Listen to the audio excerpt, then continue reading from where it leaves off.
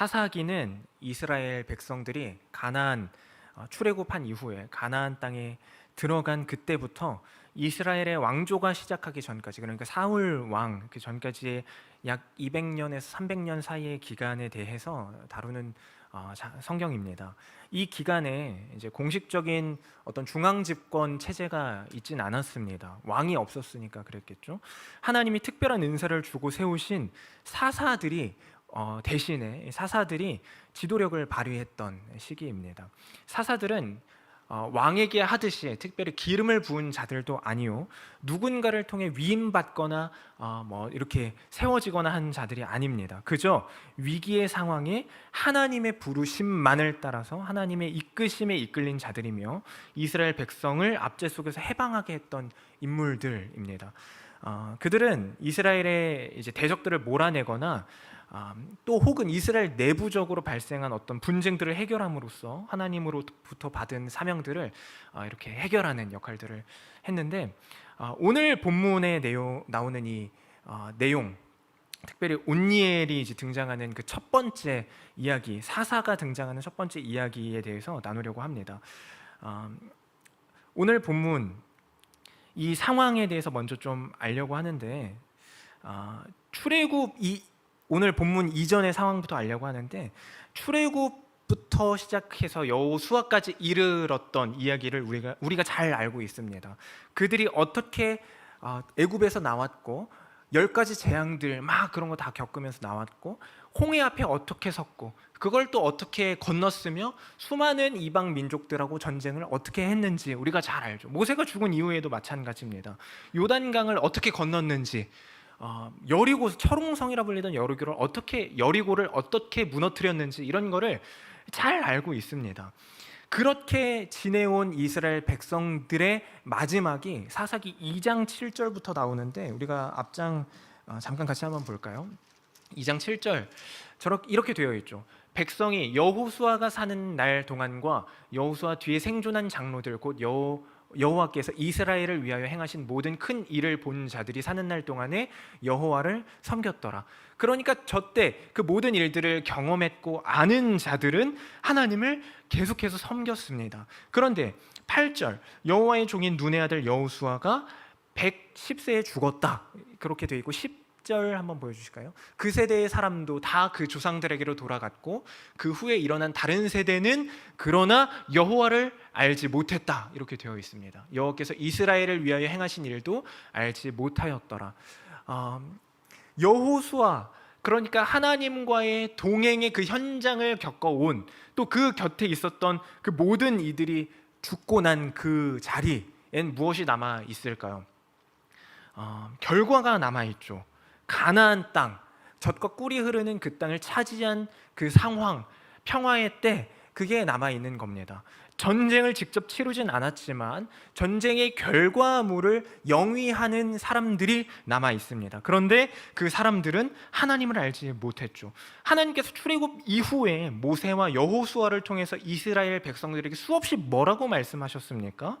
가나안에 들어간 후에 그 나라 족속들을 다 몰아내야만 한다, 다 진멸하고 그들과 언약을 맺거나 통혼하지 말라, 이렇게 말씀을 주셨습니다. 통혼함으로 인해서 이 파생되는 수많은 죄악들, 특별히 우상 섬기지 말라, 이런 이야기를 정말 수도 없이 출애굽기, 신명기, 레위기, 여호수아 계속해서 말씀하셨거든요. 그리고 그뿐만이 아니라 불순종했을 시에는 어떤 징계가 있을지에 대해서도 분명하게 말씀하셨습니다. 이 모든 경고의 말씀에도 불구하고, 그러나 이스라엘 백성들은 결국 하나님께서 그토록 말씀하셨던 그 죄악들, 빠지지 말라 하셨던 그 죄악을 범하죠. 그 죄를 짓습니다. 그들은 가나안 족속들을 용납했고 다 진멸하라 하셨는데 용납했고, 자연히 우상 숭배에 빠졌고 이방인과 통혼하는 자리에까지 이르렀던 겁니다. 오늘 본문에도 나오죠. 통혼이 왜 되지 않을까요? 단순히 이방 외국인하고 살고 결혼하고 이런 거에 대한 이야기가 아니기 때문에 말씀을 주신 건데, 그때 당시에 민족, 지파, 족속, 가정, 가족, 이런 공동체에 대한 개념은 자기 자신의 인생에 대한 개념, 무게감이었거든요. 그런데 자기와 결혼한 자가 하나님에 대한 가치관을 같이 갖고 있는 게 아니라 우상, 그러니까 하나님이 아닌 다른 어떤 것에 대해서 같이 섬기게끔 하고, 이런 모든 과정들에 생기고, 이 발생된 것부터 시작되는 수많은 파생된 다른 죄악들이 생기고, 이게 우리의 이스라엘 백성들의 인생이 되면 그거 자체가 끝인 건데, 그게 그렇게 중요했던 가족이라는 이름으로 묶이게 되니까 문제가 훨씬 심각하게 되는 겁니다. 사사기가 사실 하나의 사이클로 이렇게 이루어져 있습니다. 이스라엘이 구원을 받았죠. 출애굽했었을 그때부터. 그런데 배교를 합니다. 하나님을 원망하거나 아니면은 애굽때가 더 좋았다 이런 식으로 막 이야기를 하죠. 모세를 공격하려고까지 합니다. 고라 자손, 우리가 잘 알죠. 근데 그때 하나님이 징계하시고 징벌을 하십니다.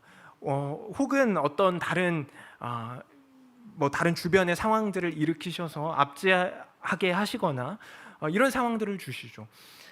그때 이스라엘 백성들이 그 속에서 부르짖습니다. 하나님을 찾고 그제서야 찾고, 그때 하나님은 사사를 보내셔서 하나님의 능력으로, 성령의 동행하심으로 이겨내게 하시고 구원케 하시죠. 백성들을 구제케 하십니다. 그리고는 평화의 때가 다시 돌아옵니다. 그리고는 사사가 죽고 그 시대가 끝나면, 종결되면 또다시 반복되는 거죠. 그 구원의 때를 잊은 백성들이 배교하고 다시 압제 가운데 있고, 이게 하나의 사이클인데, 그렇게 보면 사사시대는 수많은 어떤 전쟁과 갈등, 어떤 역경과 평화에 반복되는 이야기로 구성되어 있다, 이렇게도 말할 수 있을 겁니다. 근데 여기에서 핵심은 이겁니다. 잊혀짐과의 싸움이다, 이거예요. 잊혀짐과의 싸움. 특별히 오늘 본문 7절에 보면 이 백성들이 어떻게 잊었는지에 대해서 나옵니다. 7절 한번 보시면 이렇게 되어 있습니다. 이스라엘 자손이 여호와의 목전에 악을 행하여 자기들의 하나님 여호와를 잊어버리고 바알들과 아세라들을 섬긴지라.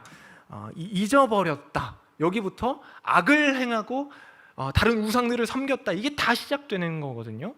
잊어버리다에 해당하는 이 원어는 스와카흐라는 히브리어인데, 이 기본 내포하고 있는 뜻이 잘못 두다, 잘못 놓다, 이런 의미를 가지고 있습니다. 무슨 의미입니까?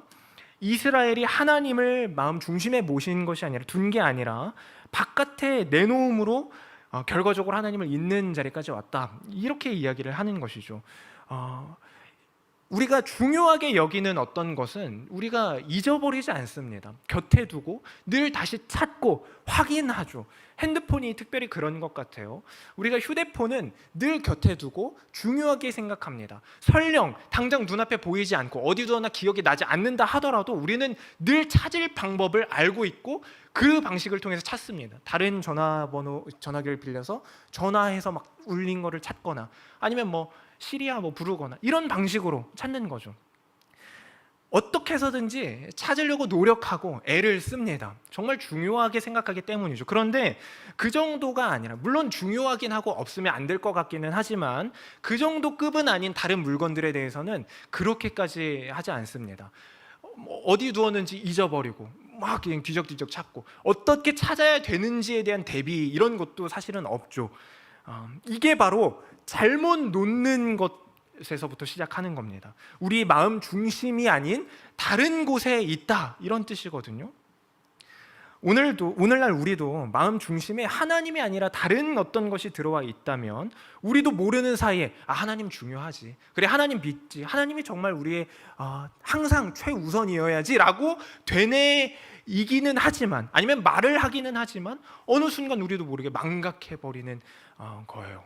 어느 순간 중요하긴 한데 점점 우리 중심에서 떠나게 됐을 때. 오늘 본문이 그렇습니다. 결국 징계를 받게 되고 다시 부르짖는 이 사이클, 이게 잊어버리는 것부터 시작하는 거거든요.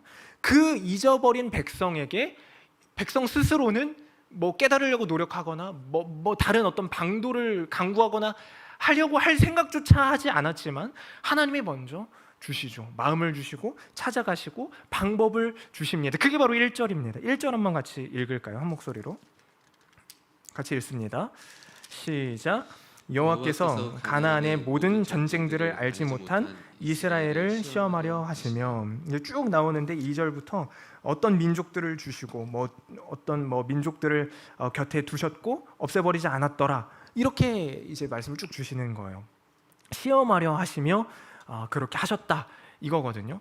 근데 여기서 1절에서 특이한 게 있습니다.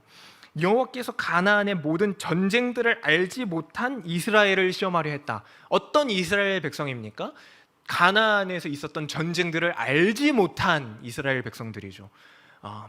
잊어버린 이스라엘 백성들이죠. 근데 뭐를 알지 못했고 뭐를 잊어버렸을까요? 이게 중요하거든요. 전쟁 역사를 잊어버린 민족에게 미래는 없다, 이런 의미에서의 잊어버림인가? 역사가 그렇게 중요한데 전쟁 역사를 다 잊어버렸다. 어떻게 이런 일이 언제 어떻게 있었고 이런 걸까? 아니면 평화에 젖어서 싸우는 방법, 전략을 세우고 어떻게 전술을 세우고 무기를 어떻게 써야 되는지에 대한 전쟁 방식을 잊어버렸다는 말일까?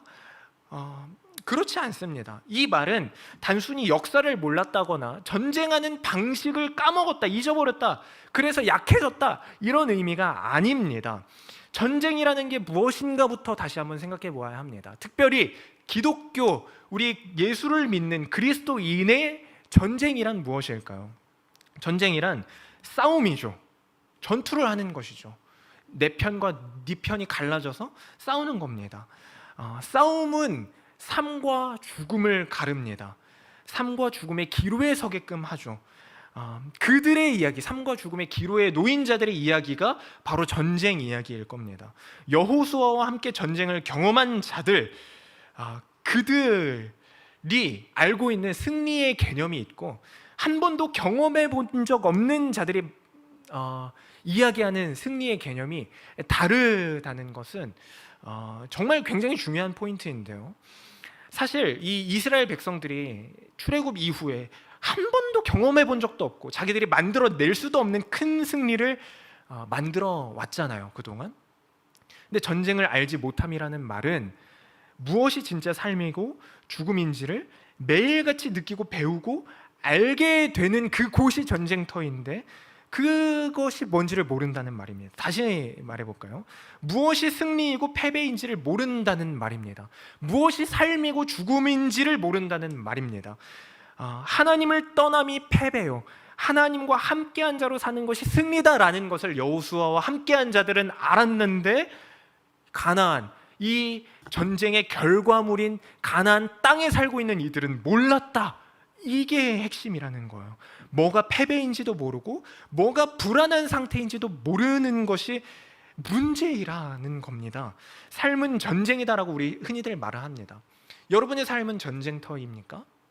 우리가 삶은 전쟁이다 이렇게 이야기를 할 때 전쟁에 대해서 어떤 이들은, 특별히 6.25를 겪은 이들은 그 6.25 한국 전쟁 정말로 목숨이 왔다 갔다 하는 만큼의 고통과 무게감을 가지고 이야기를 할지도 몰라요. 저는 모릅니다. 왜냐하면 그걸 겪어보지 않았기 때문이에요. 그래서 그냥 막연할 뿐입니다. 정말 두렵겠다, 지옥 같다라는 표현도 우리가 막 하잖아요. 정말 답이 없겠다, 이런 생각들을 해요. 근데 어떤 이들은, 저도 마찬가지인데, 우리 삶의 전쟁터라고 이야기할 때 돈을 벌고 사람 간의 관계를 어떻게 맺고 갈등을 어떻게 해결해 나가는지에 대한 사회생활에 대해서 떠올릴 겁니다. 그것이 전쟁터다 이렇게 말할 거예요. 힘들고 지치는 삶이 극한에 다다랐을 때 진짜 이 전쟁 같은 삶이 언제 끝날까 이렇게 표현하기도 하잖아요. 그러나 정말 우리는, 아니면 이 성경에 나오는 이스라엘 백성들은 삶과 죽음의 전쟁이 어디에 달렸는지 또 무엇을 의미하는지 알고서 이야기를 하고 있는 것일까요? 우리는 무엇이 핵심이고 무엇이 중요하고 무엇이 중심에 있어야 하는지에 대한 싸움이 진짜 중요하다라는 것을 때로는 잊고 있지는 않을까요? 이 질문을 오늘 다시 우리 가운데 두어서 우리가 어떻게 대답해야 될지 그 대답을 정리하는 시간이 되었으면 좋겠다, 이런 생각을 합니다. 여호수아와 함께 전쟁을 경험한 이들에게 있어서 전쟁은 하나님과 붙어 있는가에 대한 싸움이었다 말씀을 드렸습니다. 그것이 전부였습니다. 그래서 전쟁을 알지 못했다는 말은 치고받고 어떻게 하는지 전략을 어떻게 세우고 이런 의미가 아니라는 거예요. 우리가 어떻게 사회생활을 해야 되고 사람을 어떻게 대해야 하고 뭐 지금 집값이 어떻고 뭐 정치가 어떻고 사회가 어떤데 이 속에서 어떻게 살아내야 하는지 버텨야 하는지에 대한 이야기가 아니라 하나님을 어떻게 따를 것인가에 대한 문제라는 것을 기억해야 된다라는 겁니다. 모든 관심이 어디에서 출발합니까? 우리의 모든 관심, 모든 문제에 대한 그 출발점은 어디에 있습니까? 전쟁의 공포를 아는 자는 그것을 대비합니다. 전쟁이 무엇인지 아는 자는 그것에 대해서 대비하고 준비하고 실행합니다. 어떤 일이건 간에 우리의 전쟁은 하나님과 함께 함에 대한 것입니다. 우리는 어떤 문제, 어떤 역경 앞에서도 이것을 기억하고 하나님 앞에 돌아서는 싸움을 해야 합니다. 여기에 대해서 하나님이 알려주고 싶었던 거예요. 특별히 하나님을 잊고 망각했던 이스라엘 백성들에게 7절에서처럼 잊어버리고 아무 생각 없이 그냥 감각이 없어진 그 이스라엘 백성, 하나님을 떠나는 것이 얼마나 두려워할 만한 일인지에 대한 감각이 없어진 이스라엘 백성들에게 알려주시려는 것이 바로 시험하다의 의미입니다. 특별히 이 결과가 나오죠. 시험에 대한 결과가 오늘 본문에는 리사다임, 구산 리사다임을 등장시키는 것으로 나옵니다. 이게 이제 본문의 8절인데요. 우리가 한번 8절을 같이 보면 이렇게 되어 있습니다. 여호와께서 진노하사 그들을 메소보다미아 왕 구산 리사다임의 손에 파셨으므로 이스라엘 자손이 구산 리사다임을 8년 동안 섬겼더니 여기서 우리가 한 가지 발견할 수 있는 것은 하나님을 떠난 결과가 그냥 뭐 단순히 애굽의 뭐 노예로 생활을 했던 것처럼 그렇게 살게 되었다라거나 아니면 뭐 그냥 다른 어떤 속국이 되었다라는 의미가 아니라 하나님이 이 모든 과정들을 통해서 하고 싶은 말씀이 있으시다는 사실을 기억해야 하는데, 이 리사다임이라는 뜻은 두 배로 악하다 이런 뜻이에요. 그러니까 두 배로 악한 구산 사람 이런 뜻이거든요. 구산 리사다임이. 그러니까 이름을 이렇게 지었을 리는 없고 분명히 후대의 사람들이 이렇게 명칭을 붙여줬을 거예요. 그 사람의 행적들을 쭉 보면서 우리도 태정태세 문단세하면서 그런 의미로 붙여주잖아요. 구산 리사다임, 두 배로 악한 왕. 그럴 만큼의 무게다 이거예요. 하나님을 떠난 자들이 그 죄의 무게라는 게 그만큼이라는 거예요. 근데 하나님이 그들에게 시험하실 때 구산 리사다임을 통해서 시험을 하시죠. 이 시험의 의미와 목적에 대해서 우리가 살펴보고 마치려고 합니다. 시험이라는 단어는 나사라는 히브리어 단어인데, 이 나사가 시험하다라는 의미이면서 동시에 한편으로는 냄새 맡다 이런 의미가 있어요. 굉장히 좀 연상이 잘 안 되죠. 연관이 잘 안 되죠. 근데 이 냄새 맡다라는 이 의미에서 파생된 것들이 의미가 많은데, 우리가 냄새 하면은 어떤 게 떠오릅니까? 냄새를 맡으면 당장 눈앞에 보이지 않아도 그것이 뭔지를 알 수 있죠. 그러니까 알 수 있죠. 추측해 볼 수 있고 알아맞힐 수 있습니다. 뭐 제가 옷에 김치 냄새가 나면 김치찌개를 먹고 왔구나 이렇게 알 수 있는 거죠. 근데 이런 의미에서부터 파생된 이야기들이 있는데, 뭐 돌다리를 건너기 전에 두들겨 봄 이런 의미도 있어요. 그러니까 시험하다, 두들겨 보다 이런 의미, 밟아보다 이런 의미도 있는 거예요. 근데 두들겨 봄, 왜 두들겨 봅니까? 튼튼한지를 알아보려고, 그거죠. 튼튼한지 알아보려고 이렇게 하다, 이 의미에서 또 이어지는 게 연단하다, 증명하다, 입증하다라는 뜻까지 이렇게 쭉 이어져 나오는 겁니다. 연단하다, 증명하다, 입증하다. 이 나사라는 단어가 기드온이 하나님께 이제 양털 놓고 비 내리는 걸로 확인하려고 할 때 하나님을 시험하다라고 표현이 나오는데, 그 단어랑 똑같거든요. 그러니까 증명받고 싶은 거예요. 입증하고 싶은 거죠. 그 확인하고 싶은 거예요. 하나님이 이스라엘 백성을 시험하다라고 하실 때 그래서 그 의미가 뭡니까? 하나님의 백성이면 하나님의 백성으로 살아내야 하는데 그것을 입증하라 이런 의미인 거죠. 그러니까 단순히 시험이 그냥 뭐 테스트에서 통과하는 의미가 아니라 입증하고 증명하고 그 과정을 통해서 연단하는 것이 다 포함되어 있는 의미라는 거예요. 우리는 연약해서 쉽게 망각합니다. 그게 계속해서 이야기 나온 이스라엘 백성의 모습이고 어쩌면 우리의 모습이라고 했습니다. 그런데 하나님은 그런 우리를 계속해서 부르시고 세우시고 깨우시죠. 저는 수요 예배, 아침 경건의 의미가 그런 것에 있다고도 생각해요. 계속해서 우리를 깨우는 거예요. 우리는 망각의 동물이고 또 당장 직장에 나가면 또 그 사람들 만나면 그 친구 만나면 무너지거든요. 또 까먹어요. 하나님의 백성으로 어떻게 살아야 내야 되지? 몰라요. 마치 모르지 않는데 모르는 사람처럼 반응하게 돼요. 근데 계속해서 말씀으로 깨우는 의미도 있다고 생각해요. 나를 위한 고민들을 끊고 나를 위한 결정들을 끊고 하나님과 그 하나님이 주신 말씀을 보고 확인하는 것, 그리고 그렇게 살아보는 것, 계속해서 깨우시는 과정 속에 우리도 있다, 이렇게 생각합니다. 베드로전서 1장 6절 7절에 보면 이 시험에 대한 연단에 대한 의미가 이렇게 되어 있습니다. 그러므로 너희가 이제 여러 가지 시험으로 말미암아 잠깐 근심하게 되지 않을 수 없으나, 근심한다 이 말이죠. 오히려 크게 기뻐하는도다. 너희 믿음이 확실함은 불로 연단하여도 없어질 금보다 더 귀하여 예수 그리스도께서 나타나실 영광과 칭찬과 영광과 존귀를 얻게 할 것이니라. 나타나실 때. 욥기에도 이렇게 되어 있습니다. 23장 10절인데요. 우리가 잘 아는 말씀이죠. 그러나 내가 가는 길을 그가 아시나니 그가 나를 단련하신 후에는 내가 순금같이 되어 나오리라.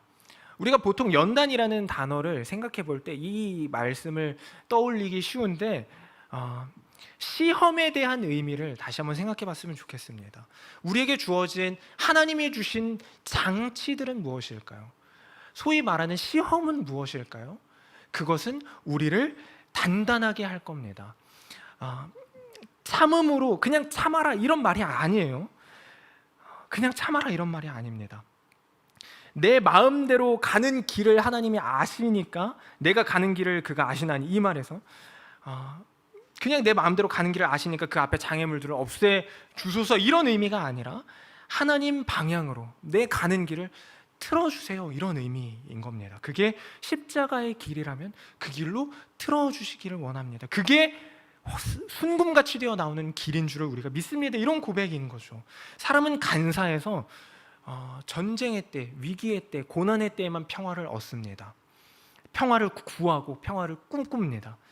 평화란 전쟁 없이, 다툼 없이, 갈등 없이 사는 그 모든 상황들을 말하는 것인데, 그렇다면 그게 정말 그리스도인된 우리에게 평화의 때일까요? 그렇지 않습니다. 하나님과 함께함은 설령 2배로 악한 자와 싸우는 그 상황이라 할지라도 안전한 상황이라는 사실을 믿으시기 바랍니다. 여호수아라고 한다면, 그 백성들이라 한다면, 칼 들고 전쟁해야 되는, 전쟁 한 번도 안 해본 노예였던 이들이 그 상황 속에 서는 것, 그게 평화다라는 것을 기억하시기 바랍니다. 하나님의 시험이 그러므로 우리에게 주는 유익은 무엇입니까? 아니, 우리에게 주시는 말씀은 무엇입니까?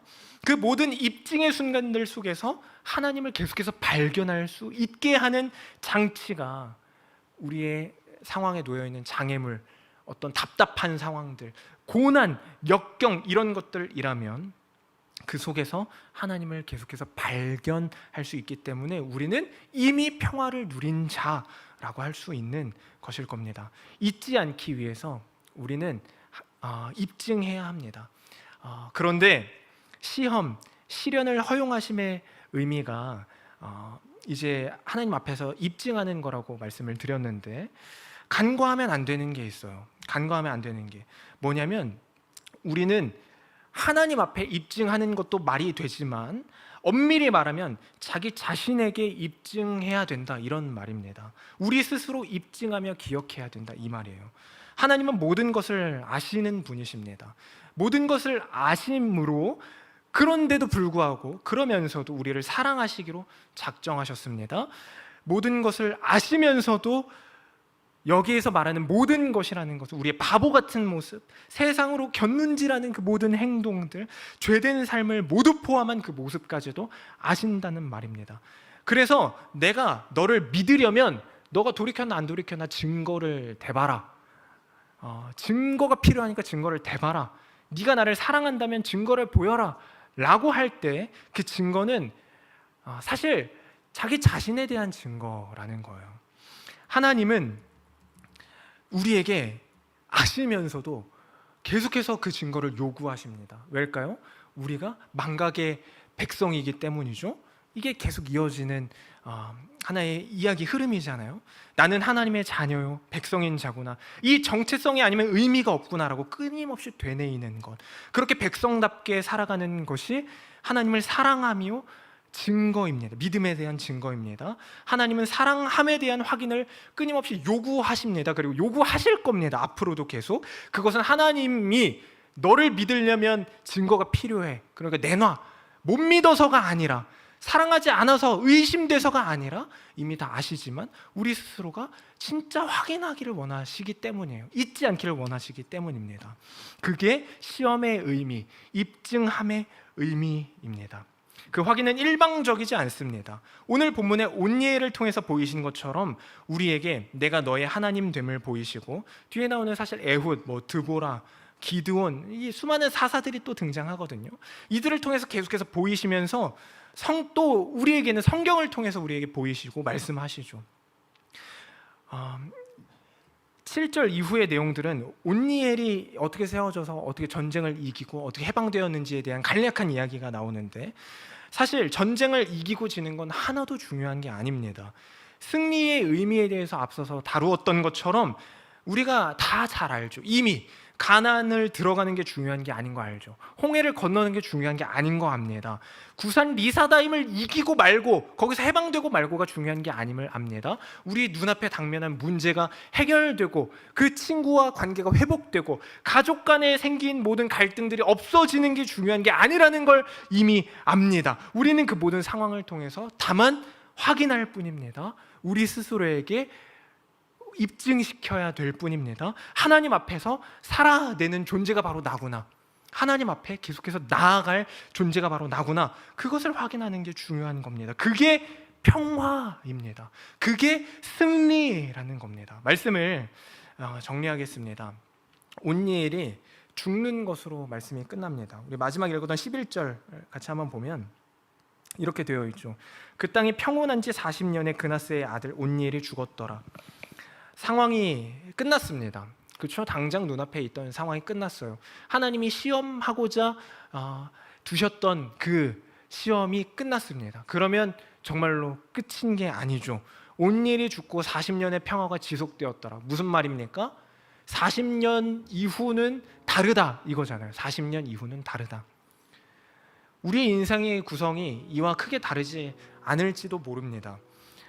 이게 순환론적으로 인생을 보는 것이라고도 표현할 수 있겠는데, 우리 인생이 계속 반복되는 것 같아요. 힘든 거 하나 이겨내고 나면 기도도 하고 뭣도 하고 어떻게 해서든지 그거 넘어가면 되겠지. 이겨내고 나면 또 다른 산이 등장하고 또 다른 산이 등장하고 계속해서 반복하는 인생이다 이렇게 표현하죠.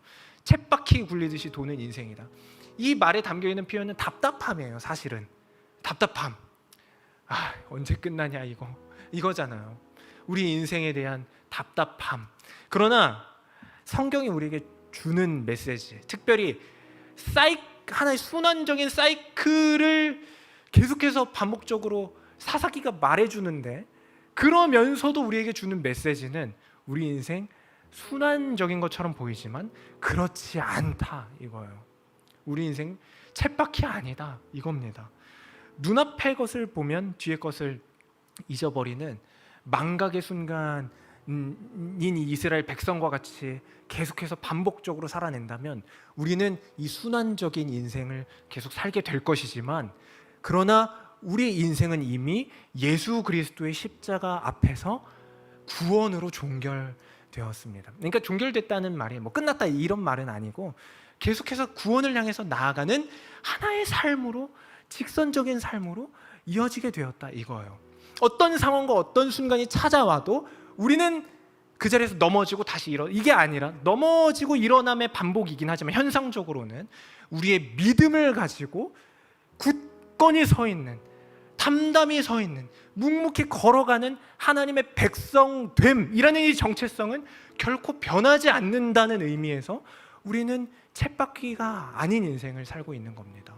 우리는 이미 죄에서 구원받은 자요, 십자가를 믿는 자요, 그 길을 걸어서 하나님께서 말씀하신 그 길을 걸어서 하나님의 구원 가운데로 들어갈 자요, 들어간 자임을 믿으시기 바랍니다. 다시 돌아갈 곳이 없다는 의미예요. 그러니까 다시 다른 것 이렇게 막 곁눈질하고 그래서 뭐 하나님 아닌 다른 곳으로 갈 수도 있고 그렇지 않을 수도 있는 그런 길이 있다는 말이 아니라는 겁니다. 생과 사의 기로에서 생명을 택한 당연한 이야기, 너무 당연하잖아요. 생과 사의 기로에서 생명을 택하는 당연한 이야기가 오늘 구산 리사다임의 압제 속에 놓여있던 이스라엘 백성이 기억해야 했던, 또 하나님을 부르짖음으로 나는 하나님의 백성인 거구나 그렇게 확인하고 입증해야 했던 당연한 이야기가 오늘 본문인데, 우리 앞에 놓여진 역경이라 할 만한, 시험이라 할 만한 상황 앞에서 하나님을 믿는 자로 스스로를 입증해 나가며 사는 모두 되시기를 축복합니다. 사람은 돌다리를 두드려보고 흔들거리면 다른 길을 찾지만 하나님은 우리의 흔들거림이 그칠 때까지, 견실하고 튼튼하여 무너지지 않을 때까지 그렇게 하실 것이며 결국 우리를 하나님의 백성답게 만드실 겁니다. 포기하지 않고. 그러므로 매 순간 흔들거리게 할 만한 상황 앞에서 하나님을 기억하고 전쟁 같은 인생 속에서 참된 생명이신 예수님을 따르는 것을 선택하는, 그렇게 예수의 길을 걸어가는 모두 되시기 바랍니다. 제가 기도하고 주기도문으로 예배를 마치도록 하겠습니다. 살아계신 주님, 감사합니다. 우리는 우리 앞에 주어진 역경과 고난 앞에서 지치고 힘들고 답답해합니다. 특별히 오늘 본문을 보면 하나님이 시험하신다고 하는 이 표현이 굉장히 불편합니다. 이렇게까지 해서 왜 이런 방식으로밖에 교육이 안 되나? 이런 방식으로밖에 하나님의 방식이라는 게 이런 것만 있는 건가? 다른 어떤 방법은 없는가? 이런 억울한 마음이 들기도 합니다. 그러나 살아계신 주님, 우리 모든 것을 아시면서도, 우리의 죄됨까지도 다 아시면서도 우리를 내버려 두지 않고 연단의 길로, 다시 한번 단단해지는 길로, 하나님의 백성임을 확인하는 자리로 끊임없이 부르신다는 사실을 기억하면서 우리도 우리 인생 앞에 놓여있는 수많은 일들 속에서 나 하나님의 백성이었구나, 하나님 아니면 어떤 결과가 우리 앞에 주어진다 해도, 당장 눈앞의 결과가 잘 해결되었다 해도 승리 아니구나, 이거 패배구나, 이게 망한 거구나, 이렇게 고백하면서 전쟁 같은 인생, 참된 생명 되신 예수님 따라 살아가기를 결정하고 선택하는 우리 될 수 있도록 인도하여 주시옵소서. 감사드리며 예수님 이름으로 기도합니다. 아멘. 하늘에 계신 우리 아버지여, 이름이 거룩히 여김을 받으시오며 나라가 임하옵시며 뜻이 하늘에서 이루어진 것 같이 땅에서도 이루어지이다. 오늘날 우리에게 일용할 양식을 주옵시고 우리가 우리에게 죄 지은 자를 사하여 주는 것 같이 우리의 죄를 사하여 주옵시고 우리를 시험에 들게 하지 마옵시고 다만 악에서 구하옵소서. 대개 나라와 권세와 영광이 아버지께 영원히 있사옵나이다. 아멘.